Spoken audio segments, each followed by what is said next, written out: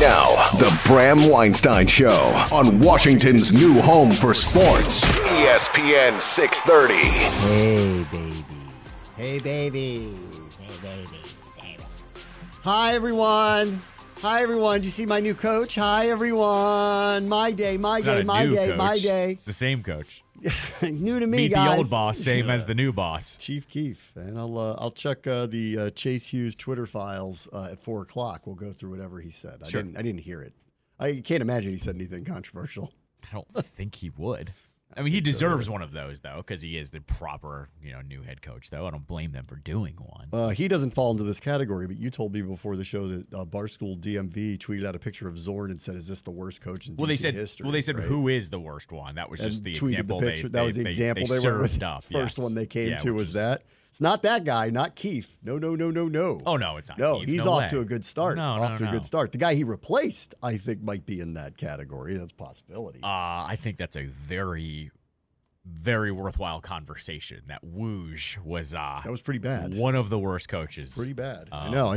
Ted's like, "Don't say it. His name is unsaid. Don't ever say that."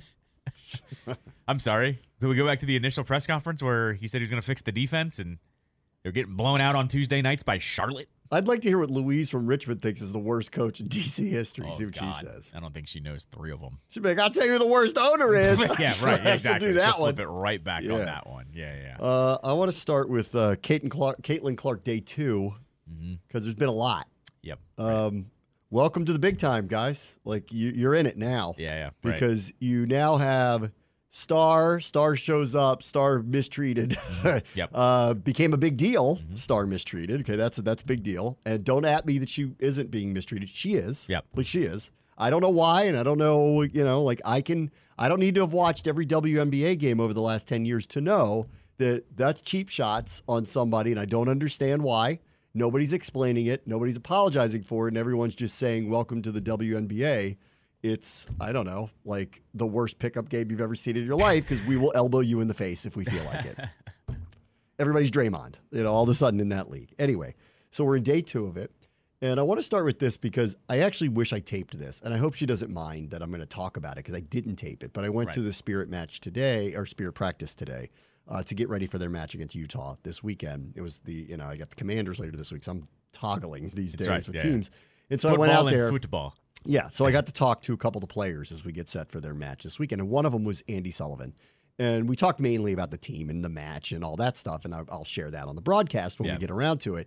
But I did say to her, I said, you've been around so long, and I'm like, you've played at such a high level in, top-tier women's sports. I'm just curious what you think of all of this. And I'm like, you don't need to comment specifically on Caitlin Clark, but you clearly must know what's going on. Yeah. And she was like, "Oh, yeah."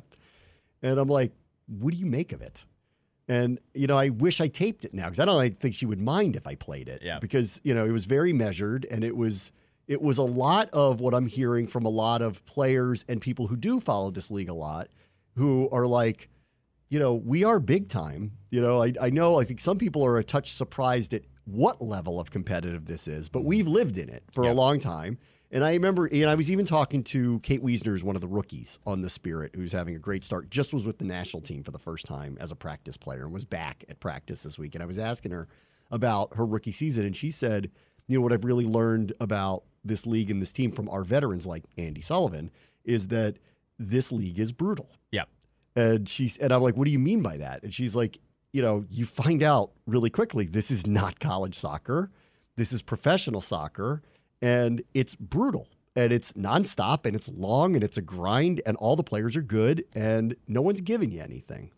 So I said that to Andy Sullivan. I said, that's what Kate said. She goes, "Oh, yeah." She's like, this is what I think people, she called it the tipping point for women's sports. And she said, I think what people are realizing in the Caitlin Clark example is just that this is big-time competitive sports. The types of things that are happening that you're seeing, you're taking for granted in the other sports. It's part of hockey. Every single night where players get, they feel like they get out of line, corporal justice occurs. We're used to it. We go and show up and watch them fight. Yep. Right? Cheap shots happen constantly in that sport, all the time. In football, but I said to her, I go, okay, let me put it to you this way. Caleb Williams, interesting character. Everyone's calling him next Pat Mahomes. I promise you, and I think I know this, but I promise you, there will be no like gratuitous cheap shots at him for the sake of taking cheap shots at him. Like, he's going to be treated like any other player. There's going to be welcome to the NFL moments. But for the most part, it's all going to occur within the context of real football plays. And we're going to see how he reacts to it. The issue I have with the Caitlin Clark stuff, and I think everybody does, is fine. She's in a competitive league, and they're teaching her the hard knocks of being in professional basketball as opposed to college basketball. But it feels like it's going too far, and it feels personal. Yep. And her answer to it, Andy Sullivan's answer to it, basically was, because she was like, I know what you're talking about. I didn't really see it, but she's like, I know what you're talking about. And she's like, listen, she's like, welcome to big time sports. And all that's really happening is we're now watching it differently. And all of us are going, really, that's how it is. Mm-hmm.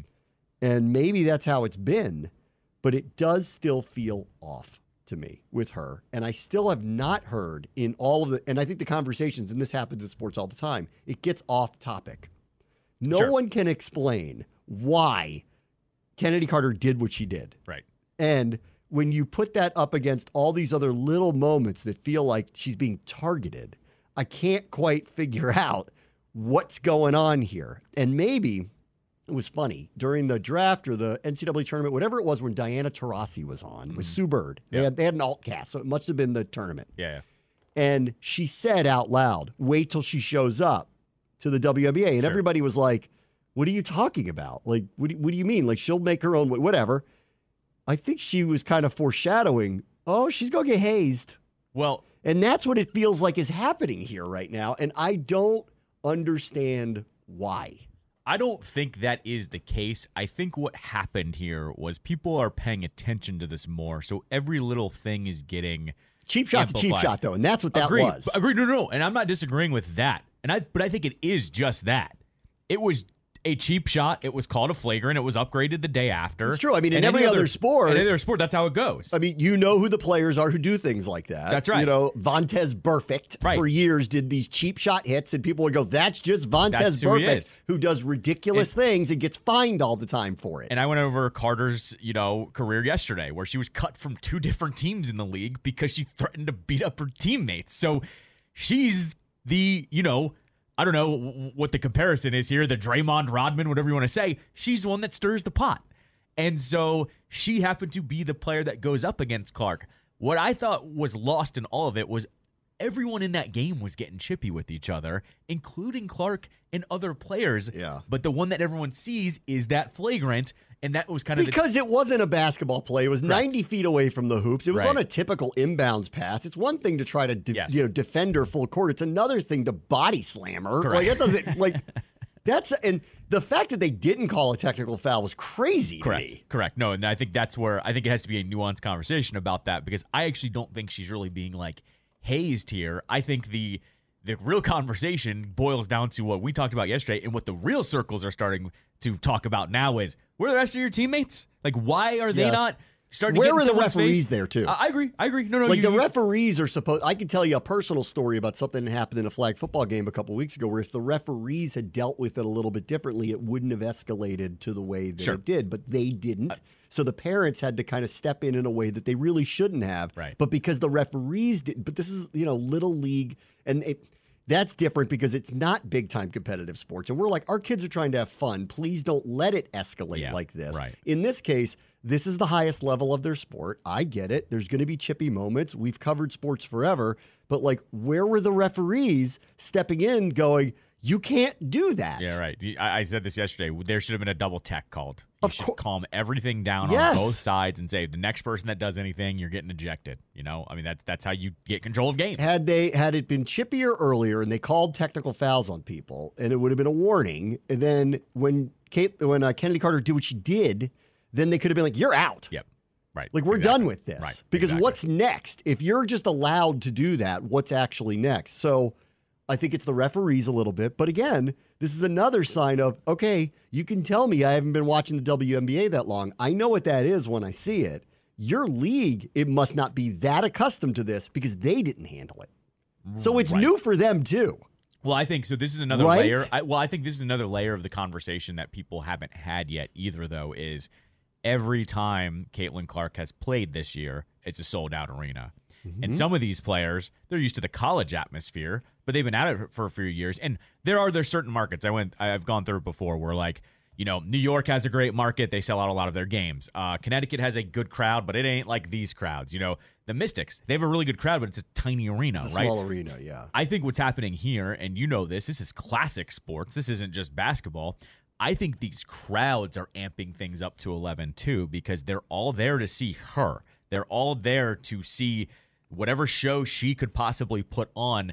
And in some cases, like in Chicago's case, they're kind of going, you know, we're over here too. Like, we have Angel Reese too, you know. Well, and that's what they said today. Well, that's what Angel Reese literally said. Well, yeah, I actually, which I'm gonna talk about that in a second too, because I'm like, are you kidding? Well, like, I think you need to listen to what she was saying there, because I mean, and we have it if you want it. It was not on like McAfee. Like, everyone took the one little piece out of that, but what she was saying overall was actually correct. She was saying she's just a part of this story, but she was saying, like, maybe in 20 years, I will be a part of all of this. We'll all be a part of this. It's not just her. Trust me, if you listen to the clip, it's a little bit different. But what I'm getting at is I think these crowds are starting to really amp up the emotion in all of this too. And you know how this works in sports. You know, if the Wizards are playing the Hornets on a Tuesday night and there's the people that are there, it's not the same feel as when they're playing Friday night against the Knicks and the score is close in the second half. And all of a sudden, all the Wizards fans care because the score is close. Like, I think what's happening is I think these crowds are actually bringing the energy enough to these players that all of a sudden things are getting chippier faster and people are losing their minds a little bit. I mean, you know, like, I guess I'm accustomed to it. We're all accustomed to it in other sports. Like, during the quarterback series, it's a lot of the great moments were between Max Crosby and Pat Mahomes. He was cheap shotting the crap out of him. Yes. and you, because Mahomes was mic'd up and they let him use it, you heard him say a number of times, because you heard him say a number of times, nice hit, Max, like stuff like that. Yeah. And there were a couple times he's like, Max. Yeah, right. Exactly. He's like, enough. Yeah. He's like, the ball was out, dude. You don't have to hit me late. I know what you did there. You know? Correct. And the referees are the ones that need to get control of something like that before things get out of hand. That's right. This one, it does feel personal, though. And you know what? Like, play the Angel Reese clip, because it screamed jealousy to me. It really did. So here's Angel Reese, I think it was yesterday, talking about what happened in the aftermath of, because everyone saw her jump up from the bench, pumping her fist when Kennedy Carter decked her on an illegal play. All right, so listen to this. It all started from the national championship game, and I've been dealing with this for 2 years now. And understanding, like, yeah, negative things have probably been said about me, but honestly, I'll take that, because look where women's basketball is. People are talking about women's basketball, but you never would think that we'd be talking about women's basketball. People are pulling up to games. We got celebrities coming to games, sold out arenas, like, just because of one single game. And just looking at that, like, I'll take that role. I'll take the bad guy role, and I'll continue to take that on and be that for my teammates. And if I want to be that, and I know I'll go down in history, I'll look back in 20 years and be like, yeah, the reason why we watching women's basketball is not just because of one person. It's because of me, too, and I want y'all to realize that. Okay.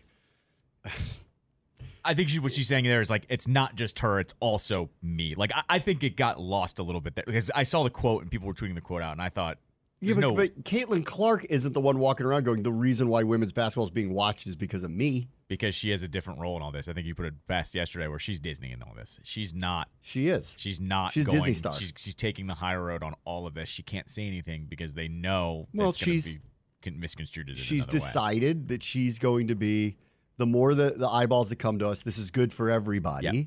That's the position she's taking. Some of the other players seem to be, it comes off as extremely jealous of the attention she's receiving and maybe feel like it's misplaced. Okay. I mean, maybe. I mean, yeah. Maybe. I guess. You know, like well, Steph Curry wasn't the number one overall pick. Steph Curry had a little bit of this, like he had the crazy NCAA tournament, and everybody was like, oh my God, that guy's the craziest shooter ever. And he's got this legacy. His dad was a great NBA player. He comes in the league, he's undersized, doesn't look the part, right? But he wasn't the number one pick. And he comes in, and people criticize the pick, And I'd have to go back and look because he was probably thinner than he is now and smaller and all that stuff. Yeah. And I'd have to go back and look, were they knocking him around like this? Well, he figured it out and became maybe the greatest shooter. Also took him, what, like right. 2 years to really become Yeah. Steph, right? 2 or 3 years, honestly. So maybe I'd love to talk to him about this. Yeah. Like, did he undergo some of the similar stuff? Because he was kind of this whirlwind, like, curiosity, but it's different. She's come in as the new, like, face of it. Yep. And it comes off. What's happening here early is it's coming off like they're trying to all collectively knock her down a peg. Right. And to your point, and this is what bothers me a lot about it, is her teammates don't seem to be doing a thing about it. I think that should be the number one takeaway about all of it, honestly. Why aren't you protecting her? Right. Yes, exactly. Like, how did someone not get up in Kennedy Carter's face after that happened? Right. Yeah, that's where that's my number one takeaway on all of this. Because I think, honestly, it was Shanae Ogumake who used to do the show with Golick Jr. in the afternoons here. She went on like a 2-minute rant on ESPN of saying, she used the word like, oh, do you guys want them to like hand Caitlin Clark this? No, I don't think anybody does. And nobody's asking that. But what she did do, the targeting though seems odd. Right, but she had a very good example of everyone that comes in the league goes through this, and she said specifically number one overall picks are targeted in a way of like, we want to welcome you to the league because if you get through this on the other side, you're going to join in with all of us that are great at this game, essentially. So she is being hazed. She didn't use that word, but just said, like, when you're the number one overall pick, everyone looks at you a little bit different and knows they kind of have to put you through the ringer because next year when you come back stronger and all of a sudden you're making all the plays you should make, it's kind of like, welcome to the league now, like you're one of us. Yeah, I mean, I guess. I mean, whenever anybody in baseball flips a bat or something, the next time they come up, they're getting buzzed. Right, exactly. Because they're like, no. Yep, right. We're not handing you just it might anything. also explain why Caitlin Clark hasn't said anything about it either. Is why she's probably going, I was already told this is going to happen, because I'm the first overall Maybe. pick. And also, it seems like she's an extremely competitive person, but she's also very wary of she doesn't want to come off as somebody who's going to get up in people's faces. Sure. Right. Yeah. So she also didn't get up and say anything to Kennedy Carter. She just kind of looked at the ref like, what's up with that? Right. So I think she's toggling an interesting line right now. I do. At what point does she turn and push back? And that's the other thing we haven't seen from her yet. Right. They're going, oh, okay, princess, watch this. Right. You going to get dirty or what? Mm-hmm. Right. Exactly. And, so this is complicated, but it's still like it could be as simple as we're just not going to hand her anything. Fine. Yep. I'm okay with that. But the actively cheering dirty hits on her also seems to be over the top. Yes, I agree. Because that's what happened. Yeah, right, exactly. And anyone is, well, you don't watch the league. I watch it. I think I would have seen enough of it if people were getting punched in the face for no reason. Right. As I said, I think within that game, they were both getting chippy with each other, and that was an escalation point at that point in time. I do want to say one more thing about Reese, though, by the way. Reese can't have it both ways either. Like, she said she'd embrace that villain role when they played each other in the tournament, but then also had the very emotional breakdown at the end of the year about like all the things that were said about her and how she was criticized in ways as a woman, as a black woman, right? But like, I can't have you get really emotional about that and then flip back and say, oh yeah, maybe I can be the villain. Like you gotta pick your path here a little bit more than that. You can't flip-flop on it. There was one other thing she said that I don't know if we have the clip of it, but she said something about what you all don't understand about me is my background and all the things I went through, of which I would say I don't either. Right. That is also not new. Okay? Right. Okay. Like, trust me, when I walk into the Commander's locker room, it's all walks of life in there. Sure. And in any professional sports team, there's going to be all sorts of different background stories. Angel, that's not new. Right. And not that I'm going to sit here, but like, what is the point you're trying to make? That like you grew up in a tougher situation than she did. I don't know to what degree, but like clearly you've envisioned it's tougher than what she grew up in. And sure. Okay. I'll hand you that. Does that what then give you the right to what? Right.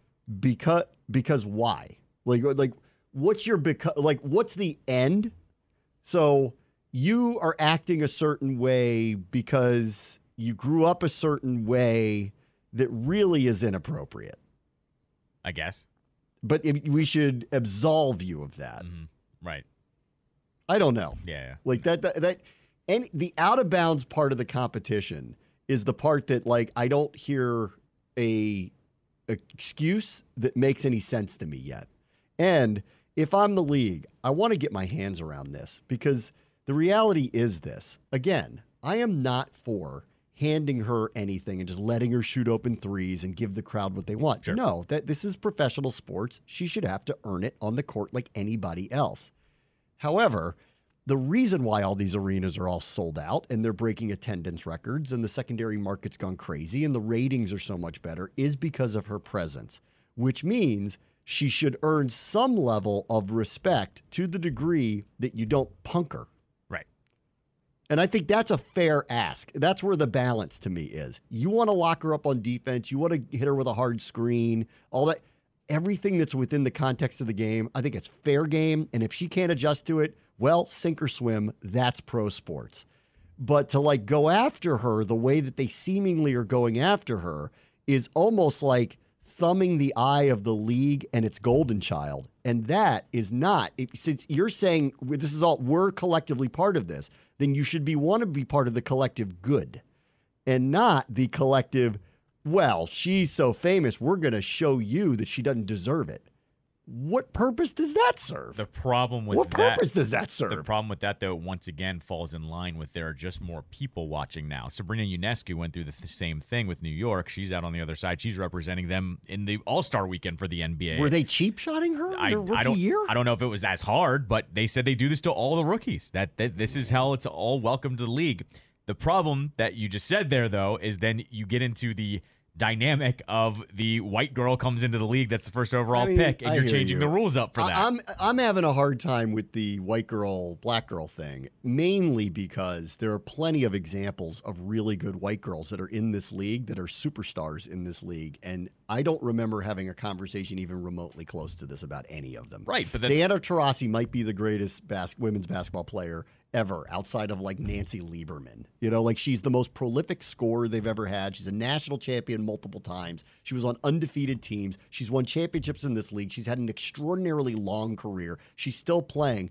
I don't remember anyone talking about how people were like hitting her in the knees low on purpose to like teach her a lesson. And maybe she can correct me and tell. Sure. So that's the hard part I have with I'm not ignoring the race factor of it, but there are too many white girls that have come into this league that have been superstars that don't seem to be targeted like this. I think the problem therein lies, though, is with the first two words are people talking about, or three words about that.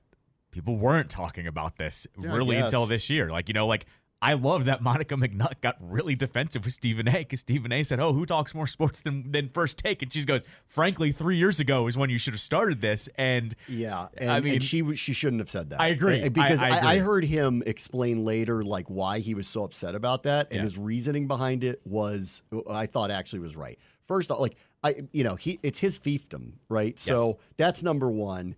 And he's the king of it, and don't come at the king. If you're going to shoot at the king, you better not miss. Right. Was a little bit there. And she did miss on one part of it. I agree, like they weren't talking a lot about it, but his point was this, and he said, and I thought it was the right way to put it. He said, I am here to talk about sports and the sports that matter in the news cycles every day. That's right. It's their fault. They weren't in the news cycle 3 years ago, because if they were, I would have been talking about them every day. But because they weren't, and they were, for lack of a better term, a semi-irrelevant league, well, then I wasn't talking about them. We don't just talk about everybody like democratically. We talk about the things that matter. We're talking about this today because it matters. Right. Correct. And he's like, so don't come at me. I should have been talking about this 3 years ago. Our ratings would have stunk 3 years ago because nobody wanted to hear about it. Why does everybody want to talk about Caitlin Clark? I don't know, but they do. And he's like, that's my job. I talk about the viral things that are happening in sports. And you could sit there and tell me, well, you haven't been paying attention, but I actually think he's right about that. His job is to be a pundit about whatever the most relevant topics in sports are. 3 years ago, the WNBA wasn't. Why would he have been talking about it? Correct. And he's right with that. And, we'll see if she ever shows up on that show again, because in the past, when people have done this, he offs them off that show. Correct. Well, we'll see. What I was getting at there, though, was that basically there weren't any eyeballs because they weren't warranted at the time. Now we're getting more people watching. So that's what he said, because that's on you. Correct. If you put yourself in a place where we should and have to talk about you, I will, but you didn't. Right. And so that's what I'm getting at overall, though, is just because now we're just seeing what they do to all the rookies and things, that means it's part of the conversation. But if it's been a part of the league, then how can you come in and just do this one time? 5-10 years ago, there wasn't a week that went by that Stephen A. Smith didn't talk about Floyd Mayweather. Right. Do you think he even knows who the champion boxers are right now? No, because they don't have a star and they don't have relevancy. Same thing with UFC. When it's Conor McGregor or it's somebody of some big namesake that's virally relevant, he talks about them all the time. Yeah. Do you think he's talking about UFC all the time unless it's on there? No, he doesn't. Why? Because there isn't a Conor McGregor right now to talk about. So I actually agree with him on that. And because at first I was kind of like, because he was just like, don't at me with what I should talk about, what I shouldn't talk about. But when he said, y'all ain't getting any ratings. Right. When you get the ratings, I'll talk about you. That's my job. Yeah. He was right. So in the end, I actually think she was wrong for saying that to him. And to say it to him on his show takes a lot of gumption to do it. And I wonder what's going to happen. The one thing I'll say on that, too, is, like, I'm not saying you have every right to be bitter about your leagues not being talked about or women's sports in general not being talked about. But the last thing you should do is chastise people for not talking about them sooner. It's happening right now in front of your eyes. It's happening. Let it happen. Let people learn. But the two biggest names on ESPN got in hot water over the same topic yesterday. Right. Because guess what? They're in a new realm of how you deal with this stuff right now. Right. Stephen A. and it's and a McAfee. big deal. Yeah. Yeah. Well, what McAfee said was ridiculous. Sure. I mean, like, you can't use that Of course. terminology. That's utterly ridiculous. Of course. That's crazy. But there is no defense for that. That's where we're at. The two biggest names. We're talking about it. We led the show off for 25 minutes the last 2 days because it is the most relevant thing going on in sports right now. Why?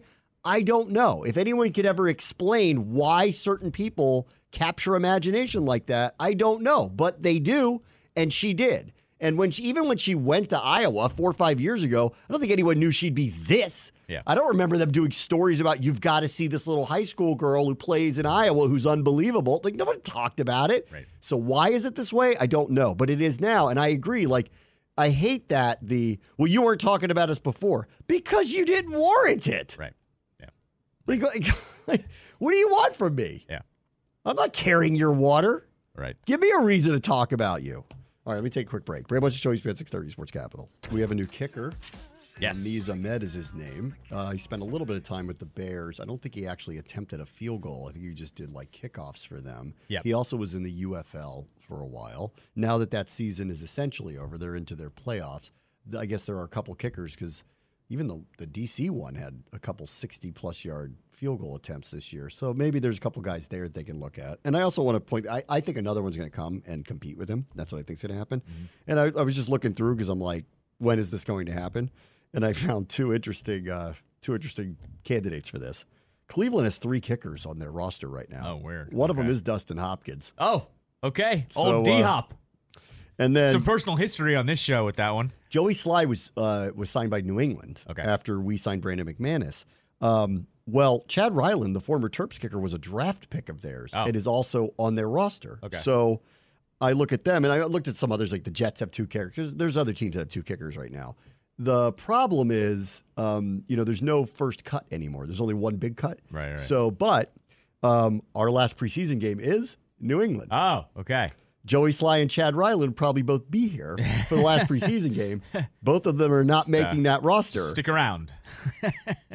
So I got a funny feeling that after that New England game, short of a surprise cut of a veteran, that's out there, Joey Sly, or if somehow Chad Ryland is cut by New England as a drafted kicker, that'll be one of the 2 that probably come in, unless this guy comes in and it's just killing it for them. But I have a feeling we'll have a kicking competition, or we're waiting out the cut of a veteran at some point.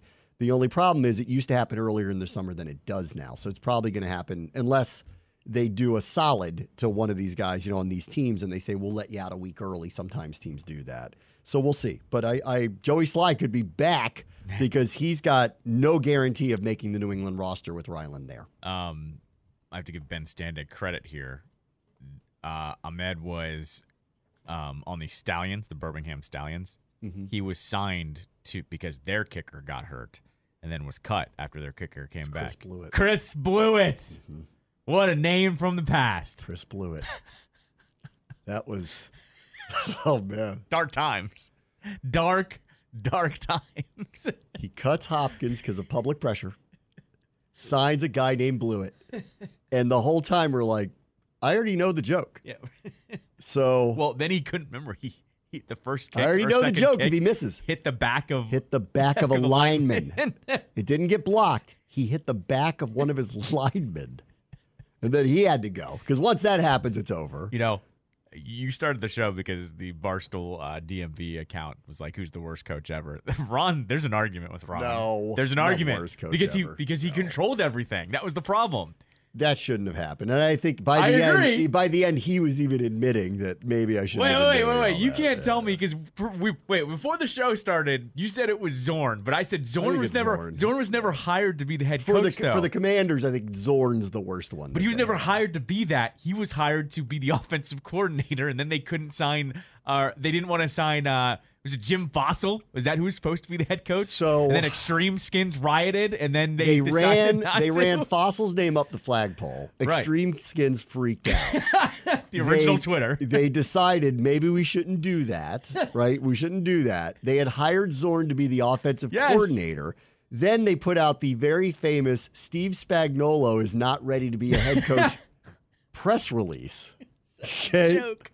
They were telling him he's not ready to be a head coach, and then they, for some reason, history was kind to that take, though. Well, I guess, yeah, I guess he didn't do well as a head coach. He's done great as a defensive coordinator, but he did not do well as a head coach. And then they said that they were just the whole time they were just blown away by Zorn, and they just decided to promote him. This franchise with that ownership group, just blown away by a guy in an interview. Vinny. I mean, they brought in Sherm Lewis out of the bingo hall under that. That's right. Yep. That was some really dark Those years. Peak Steinberg DC Sports Bog days. Sheehan and I have a joke I can never tell on the air about his first press conference. Zorn's first press conference. As you know, first impressions really matter to me. And his first impression was terrible. All dressed up in the maroon and black. Yeah. Remember that? Maroon and black. I think my line afterwards was, he's not going to be here very long. He's going to canoe out of here. Yeah. Like, it's not going to last very long. It was like the second I heard his press conference, I went, this isn't going to go very well. I was in shock when he started the season like 6-2 or whatever it was. Something like that. He had a crazy start his first year. No. I say this all the time. In my generation, the 6-2 start was like one of the best moments before RG3 season. So, But I'm just saying, Ron's got a bunch of moments there too. Don't discount how many moments Ron has. He has like a lot I of think moments. it's actually Chris Blewett was a bad one. Because there were so many distractions with this team off the field. I feel like people still don't really there were a lot quantify the full timeline of Ron. He's not the worst coach they ever had, but he's kind of there were a lot of moments. There were so many moments that you could point to and go, we knew you were going to make this change 3 weeks ago. Why didn't you do it? So many times. That's one of many. There's so many with him. It kills me. They had Cosby playing multiple positions in the same game, and not because they had to. They chose to. Don't forget about year one. The look on his face when that season was over on the locker cleanout was like, I can't do that again. And I was like, I don't blame you, buddy. He was like, I just need them to tell me what my position is. Don't make me play everything. Let's not forget year one. Oh, we're treating the first 4 games like preseason. Yeah. They're not, though. They're games that matter, Ron. The test of Haskins on 4th and goal from the 12? Dude, I'm telling you, I'm not far off of how bad it was. He tested Haskins. That was weird. Even like last year when they were like, if we're on the road and we're down 1 on the last play of the game, we'll go for 2. And then he didn't do it. Then he didn't do it. And I said on the air 15 times, I'm like, he said he was going to do it. And they're like, I don't think he's going to do it. And then when he brought the kicker out, I'm like, why isn't he going for it? He said he would do it. On the road is when he said he would do it. See, it was his own doing. Zorn was just dumb, okay? But Ron would say things and then not act upon them or act like he was the smartest guy in the room. Zorn at least would go taco eyes. You'd be like, all right, you're doing the best you can there, buddy. Fake punt 2 times in a game. All right, buddy, fine. But Ron. There were a lot of, you need to move this guy's position. You know this, right? So many times. Like, we all know it. We all know you're going to do it. We just don't know when. And the kicker one was, public pressure. They got him to finally cut Hopkins because he had missed too many of them. Yes. Or even last year with Cheeseman. Mm-hmm. That went on way too long. Yes. We're like, get a different snapper. It was happening in the spring and in the fall. They're like, we changed his form. We're like, why? Hey, right. No, he said he changed his form and no one stopped him. Why? He was snapping perfectly fine. I'm telling you. He's worse than you think. He had a lot of bad decisions. One playoff, they got lucky that first year. They backed into the playoffs. They did. And the Eagles had to punt the game for it to happen. Actually, it really the worst decision he made of all of it, because even amid all those decisions, that team played really hard for him. Oh, I agree. Really I agree hard, on that. which is always what I stood back on. I'm like, listen, he might not be the best tactician, and and he makes mistakes with these things, and he shouldn't have brought Wentz in here, and like all this stuff. But like when push came to shove, that team played hard. And in the middle of the year, they were a tough out. They were playing these low-scoring, physical games with people and winning games against good teams. And I'm like, that's what I always stood behind. I'm like, these guys play hard for him. When he took his hands off the wheel last year, handed everything to Bieniemy, and they said to him, don't do that. And then he said, go talk to him about it. It was over. Yeah, that's right. That was the biggest mistake that he made. He should have never done that. They played for him, not anybody else. They played for him. It was a mistake. So the one thing he did well, he let go. That was all of last year. All of last year, that was the hardest thing for me. Like, if you're making a case for yourself to just be the coach and not be the GM, which is realistically what was happening. If that's the case you're trying to make, why are you not the head coach right now? Right. You're not even making a case for yourself anymore. You never worked with the guy before. We've done so much. We didn't even get to, I don't know who to call. What was that one? But free agency. Oh, I don't. Right. The agents. They don't know who to call for an NFL franchise. They screwed up with J.D. McKissick and got him to change his mind. They screwed up with Tim Settle and didn't get him to change his mind because there were a couple of coaches whose contracts expired. And they just didn't give another contract. So these guys were like, am I coming back? I guess not. Right. Chris Harris isn't here because his contract expired. Correct. Like, what? Who's in charge of that? See, that's what I'm saying. Yeah. Worse than you think. Given too much power, but still. We're a different operation right now. 100%. Thank God. Things feel very buttoned up right but also, now, which is good. On top of everything that we just named, he loved telling you how smart he was, too. He did. And that's what I just couldn't effing stand by the end of it. Yeah. By the middle of last year, the press conferences got hard. Like, this ain't Carolina. These fans know what we're talking about. And in fact, we break it down in nuanced form on four different radio stations. That was year one. He couldn't believe what was going on. He was like in shock at what we were interested in, what we were talking about. He would like point to the annex where the media were. And he's like, those guys up there are going to ask me all these questions. And I'm like, yeah, they are. Yes, correct. And I even hinted a number of times. I'm like, I can help you with that if you'd like want to, I know what they're going to ask you if you're going to act like you're surprised by it, And most of the things they ask about, they're not wrong. Now, I feel bad for you when they ask about things Snyder did because that's not your fault. And that stuff, all of that stuff, I was always like, that's not his fault, and he's got to stand up there and take the bullets because he's the only one taking the questions. No, I get so it. That sucked. Like, that part of the job totally sucked, and I felt for him about that. But, like, all these other little football things, and I'm like, I can help you with this if you just want to hear it. Guys. The day you lit into Kime live and we were listening to you were like, what? Was my favorite maybe ever. That one. He loved yelling at Scott. Oh, yeah. I mean, it's like a Scott. Well, Scott asked pointed questions. I can't blame Scott for that. But Scott went in shield up. Scott went in shield up with the little eye hole of like, hey, Ron, you and I look at each other and go, uh-oh. Well, it was always a build-up to it, too. It would be like a premise. He'd be like, most of the time when teams are in week 15. Scott would have a dialogue ready to go. Yes. Yeah. Yes. Well, you'd see Ron just tapping his finger like, I know it's coming. It's like I don't know what you're going to ask me. You just hurry up. Just save us all. Congratulations to Logan Thomas, by the way. He signed with the 49ers today.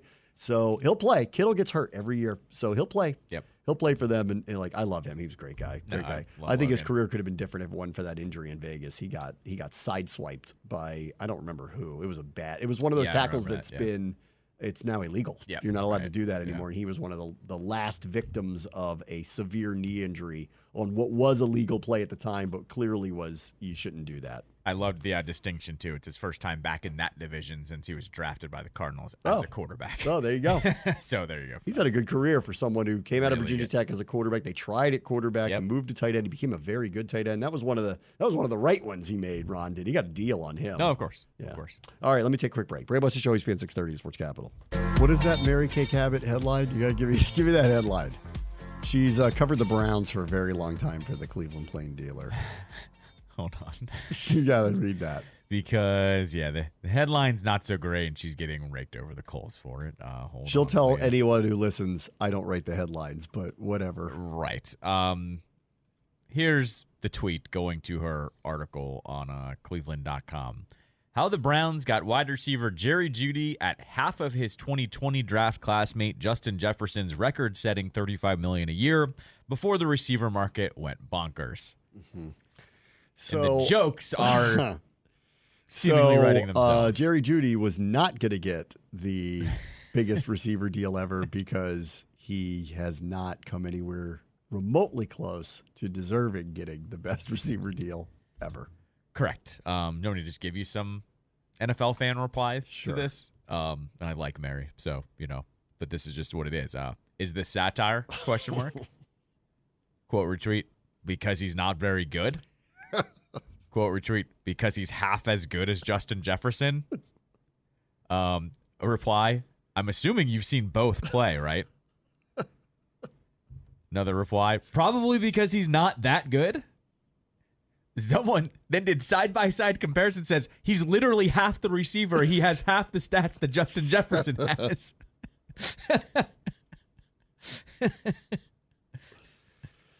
Oh, those are one of those where you're like, are you still watching the games? Just out of curiosity, are you? Just because he was drafted in the same round. No joke. Games played 60 and 57. Receptions 392 to 211. Yards though. Listen to this yards. 5,899 to 3,053. Yeah, come on. What is that? 4 seasons? 4 seasons, 3,000 yards. Is that what it is? Or yeah. 3 seasons. 4 seasons because it's 2020. So it would be 21, 2, 3. So 4 seasons. Mm-hmm. Touchdowns are the best one though. Touchdowns, 11 receiving and 6 rushing for Jeudy. 30 receiving and 12 rushing. Wow, I don't Jefferson. remember that. That's interesting. I don't remember him running the ball that often in the red zone. Probably some end arounds with a little maybe. shuffle. Well, no, shuffle's still a reception, I guess. So probably some end arounds, I guess. I guess that's a lot. Though. Yeah, I agree. A lot. I agree it with feels you. Feels like a lot. Yeah. Sorry. Oh, my bad. I screwed up the stat. They put attempts. Those are rushing attempts over above the touchdowns. That's what I saw. Okay. One rushing touchdown for Jefferson. Okay. Sorry, all right, my that bad makes on sense. that. Okay. Yeah. Oh man, maybe you ought to take that link down. Not a good story. Yeah. They got him for half the price. Yeah. No kidding. Right. That's actually the market, apparently. Really? In fact, that might be an overpay. Yeah. You all paid $35 million for Justin Jefferson. We paid $2 million for Olamide Zaccheaus. So who won?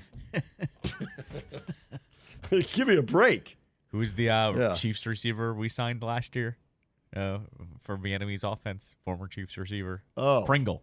Byron Pringle. He made a few plays. Yeah. I mean, whatever. Let's see. In San Francisco, Christian McCaffrey gets an extension of his deal that pays him now more than what he was making because of cash flow issues. So they had to kind of like finagle it, but now he makes more. And so, I guess for all the people who wonder if running backs will ever get paid anything, he did. Right. Cash flow issues. I didn't know about that. That's why. Cash flow of what was owed and what it would do to their cap. So they had to change that. But to change that, you have to negotiate with him. And when you negotiate with him, he wants more money. Right. Okay. All right. Fair enough. So that worked out for him. You saw, who was it? Mike Silver, who said that it's going to be Game of Thrones, Brandon Ayuk, Deebo Samuel now. Hold on. I'll get, because he had basically a rundown of how, what's going to happen out there between those two. They're not going to both be there after next year. I think that's pretty clear. Here we go.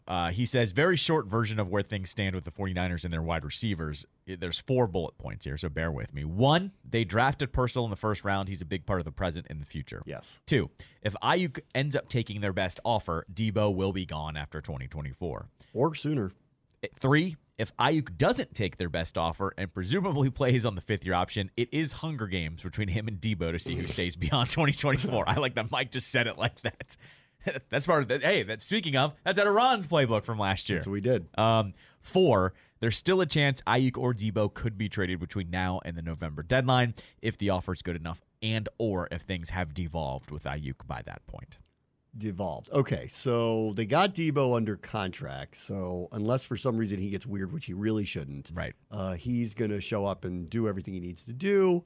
Ayuk is not currently showing up to things because he does want a new deal. I never think that much of it during the OTA stuff because, they're just, it's voluntary anyway. There's no fine or anything involved. When the mandatory stuff shows up, which is probably for us is next week, and for them is probably right around there too, that's when things get real because that's when you can find them if you choose to do so.